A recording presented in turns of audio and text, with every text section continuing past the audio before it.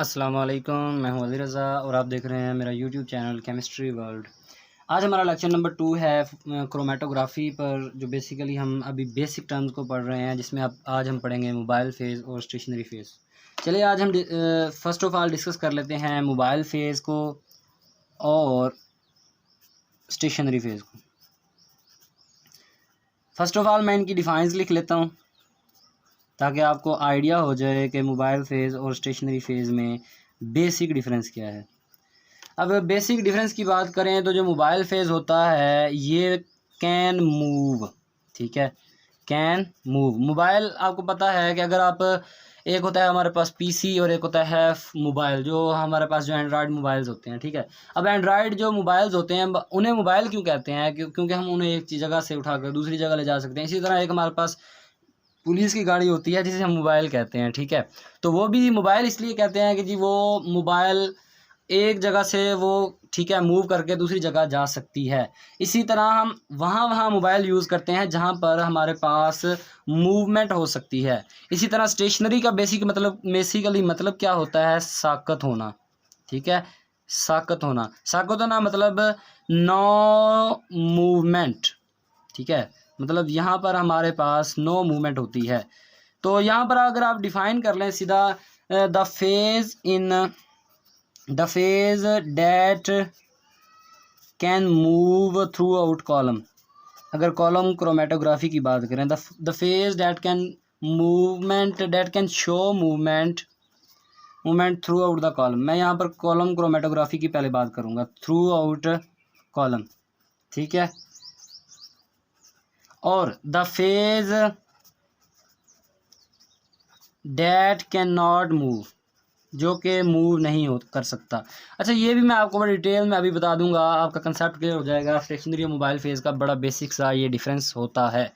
चलें, अगर हम यहाँ पर अगर बात कर लें कि कॉलम क्रोमेटोग्राफी में आपके पास जो मोबाइल फेज़ होता है और स्टेशनरी फेज़ होता है वो किस तरह डिफरेंट होते हैं, तो मैं आपको जो इंट्रोडक्टरी लेक्चर था उसमें भी बता चुका हूँ, एक बार फिर बता देते हैं। एक लेते हैं आप कॉलम, ठीक है, यहाँ पर एक आपने ले लिया ये कॉलम, इसे हम बेसिकली क्या कहते हैं? कॉलम।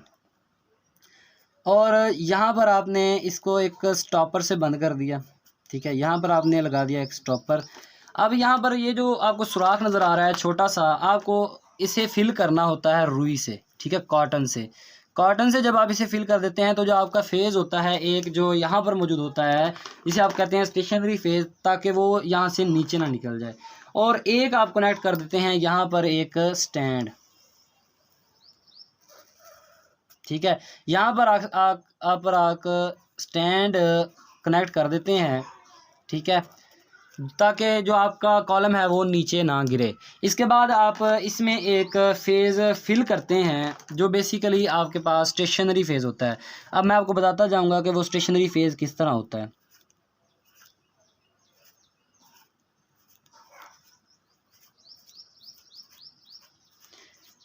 स्टेशनरी फेज़ आपने यहाँ पर फिल कर दिया, ठीक है। अब मैं आपको बताता चलूँ कि स्टेशनरी फेज़ आपके दिमाग में आ रहा होगा कि कितनी टाइप्स का हो सकता है। जहाँ पर जो फिल कर रहे हैं ये स्टेशनरी फेज़ क्या है? सॉलिड है, लिक्विड है, गैस है।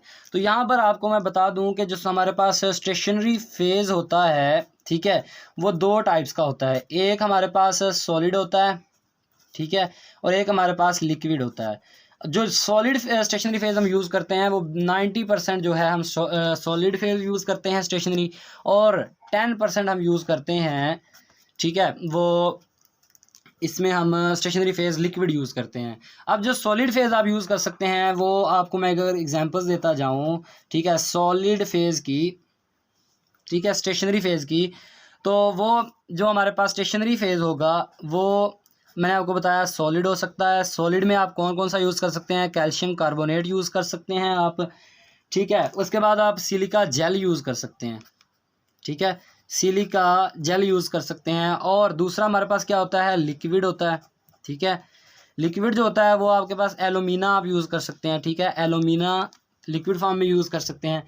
बेसिकली जो आपके पास कॉलम क्रोमेटोग्राफी, यहाँ पर मैं ये यूज़ कर रहा हूँ, यहाँ पर आप calcium carbonate solid stationary phase use करते हैं। अच्छा, अब आप इसके ऊपर डाल देते हैं मोबाइल फेज़। यहाँ पर आपने डाला मोबाइल फेज़। अच्छा, मोबाइल फेज़ की मैं जैसे कि आपको डिफाइन बताई कि वो मूव कर सकता है, तो मूवमेंट वो इस तरह शो करेगा कि जब आप इसे यहाँ पर डालेंगे स्टेशनरी फेज़ पर कॉलम में, तो इन वो सुराखों के ज़रिए वो नीचे को आएगा, ठीक है, यहाँ तक ये नीचे को मूवमेंट करेगा।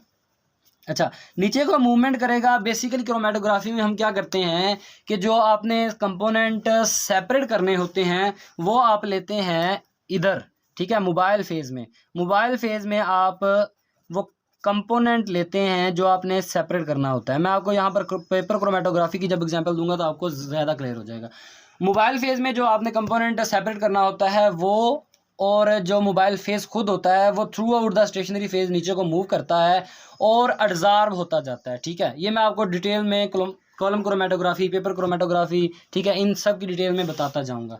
तो ये आपके पास मोबाइल फेज़ होता है। मोबाइल फेज़ आप अब यहाँ पर कोई भी यूज़ कर सकते हैं, ठीक है, ऑर्गेनिक सॉल्वेंट भी यूज़ कर सकते हैं, जो मर्ज़ी आप, मतलब जो सॉल्वेंट आपका मूवमेंट शो कर सकता है। तो मोबाइल फेज़ आपके पास कितनी टाइप्स के होते हैं? तो मोबाइल फेज़ आपके पास दो टाइप्स के होते हैं। एक आपके पास गैस होता है जो कि आप गैस क्रोमेटोग्राफी में यूज़ करते हैं, एक आपके पास लिक्विड होता है। तो मोबाइल फेज़ की भी हमारे पास कितनी टाइप्स होती हैं? दो। इसी तरह हम अगर बात करें पेपर क्रोमेटोग्राफी की, तो आप पेपर क्रोमेटोग्राफी में किस तरह इन दोनों को डिफरेंशिएट कर सकते हैं? तो बड़ा सिंपल सा काम होता है। पेपर क्रोमेटोग्राफी में बेसिकली आप एक पेपर लेते हैं, ये हमारे पास पेपर है, ठीक है। पेपर को आप हैंग कर लेते हैं, ठीक है, हैंग कर लेते हैं। हैंग कहाँ करते हैं? एक कंटेनर में, या आप उसे एक कंटेनर में हैंग कर लेते हैं। थोड़ा सा पेपर के एंड से इसको वक्फा देना है, ठीक है। यहाँ पर जो पेपर के नीचे जो स्पेस है, यहाँ पर आप अपना मोबाइल फेज़ फिल कर लेते हैं, ठीक है, मोबाइल फेज़ फिल कर लेते हैं। ये हमारे पास मोबाइल फेज़, थोड़ा सा पेपर को भी डिप करते हैं और इस पर आप लगा देते हैं एक डॉट, जो कि हम शो करता है कि ये हमारे पास वो कंपोनेंट है जिसे आपने सेपरेट करना है। तो बेसिकली जो स्टेशनरी फेज़ होता है वो आपका मौजूद होता है इस पेपर में, ठीक है। यहाँ पर आपका स्टेशनरी फेज़ मौजूद होता है, ये आपके पास मोबाइल फेज़ है और ये है आपके पास कंपोनेंट, ठीक है। यहाँ तक आपको समझ आ गया होगा। अब स्टेशनरी फेज़ इस पेपर में किस तरह होता है? आपको पता है जो पेपर हमारे पास होता है वो बना हुआ होता है, देखें ये पेपर है हमारे पास, तो इसकी जो कंपोजिशन होती है वो सेलुलोज की होती है, ठीक है, सेलुलोज। अब सेलुलोज हमारे पास थ्रेड लाइक स्ट्रक्चर होता है, ये देखें ये हमारे पास थ्रेड लाइक स्ट्रक्चर है सेलुलोज का, ठीक है। अब जो सेलुलोज होता है ये थ्रेड लाइक स्ट्रक्चर होता है और इसमें हमारे पास वाटर के मॉलिक्यूल्स इन ट्रैप होते हैं, वाटर के मॉलिक्यूल्स इन ट्रैप होते हैं।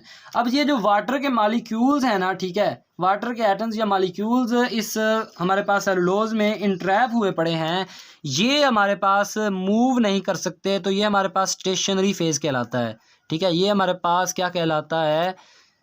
स्टेशनरी फेज़, ठीक है, बिकॉज ये मूव नहीं कर सकता।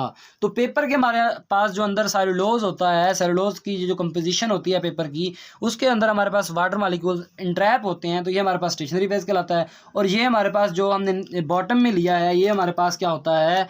Mobile phase. अब आपको पता है मोबाइल फेज़ जो होता है वो अपवर्ड मूवमेंट शो करता है। तो मोबाइल फेज़ जब यहाँ से अपवर्ड मूवमेंट शो करेगा तो ये जो हमारा कंपोनेंट जो हमने सेपरेट करना है ये भी ऊपर मूव करेगा, ऊपर मूव करेगा। जब टॉप पर जाएगा तो हम इसको सेपरेट कर लेंगे।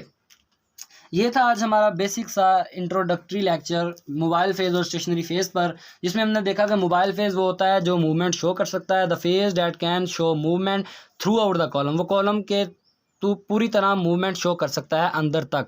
उसके बाद हमारे पास आ जाता है स्टेशनरी फेज़। स्टेशनरी फेज़ वो है जो मूवमेंट शो नहीं कर सकता, the phase that can not move. Stationary phase हमारे पास दो तरह का होता है, एक होता है सॉलिड, एक होता है लिक्विड। सॉलिड हम 90% यूज़ करते हैं और जो लिक्विड स्टेशनरी फेज़ है वो 10% यूज़ करते हैं। स्टेशनरी फेज़ जो सॉलिड यूज़ कर सकते हैं वो कैल्शियम कार्बोनेट है और जेल्स यूज़ कर सकते हैं, फॉर एग्जाम्पल जैसे कि सिलिका जेल होता है। उसके बाद अगर लिक्विड स्टेशनरी फेज़ यूज़ करना हो तो वो हमारे पास एलुमिना हो सकता है, जो हम लिक्विड के तौर पर जैसे हम पेपर क्रोमेटोग्राफी में भी यूज़ कर सकते हैं। या पार्टीशन क्रोमेटोग्राफी में, ठीक है।